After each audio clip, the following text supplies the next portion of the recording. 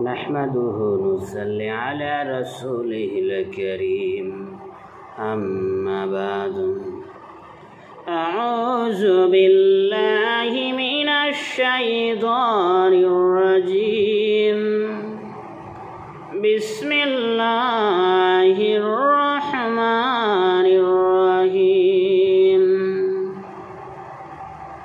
সম্মানিত দিনী ভাই বোন, আজকে আমি আপনাদেরকে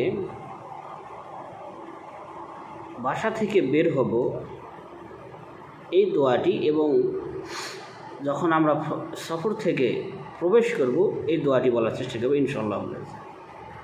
বাসা থেকে যখন বের হব তখন এই দোয়া পড়ব।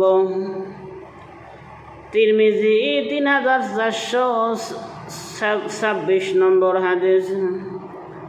বিসমিল্লাহি তাওয়াক্কালতু আলাল্লাহ লা হাওলা ওয়ালা কুওয়াতা ইল্লা বিল্লাহ।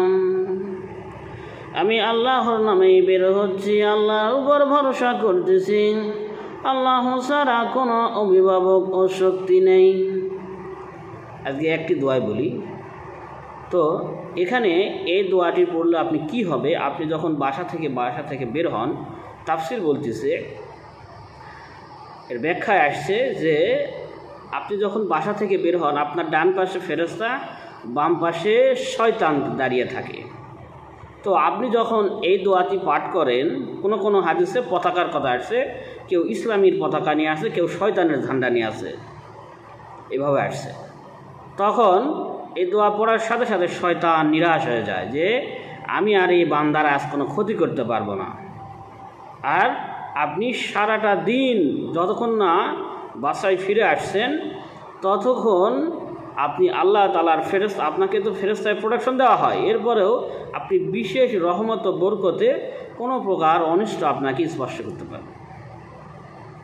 তো আল্লাহ আমাদেরকে জেনে বুঝে এই আমলগুলো করার তৌফিক দান করে। হাদিস ইসলামিক ফাউন্ডেশনের 3426 নম্বর হাদিস, তিরমিজি শরীফ, ইসলামিক ফাউন্ডেশন থেকে প্রকাশিত।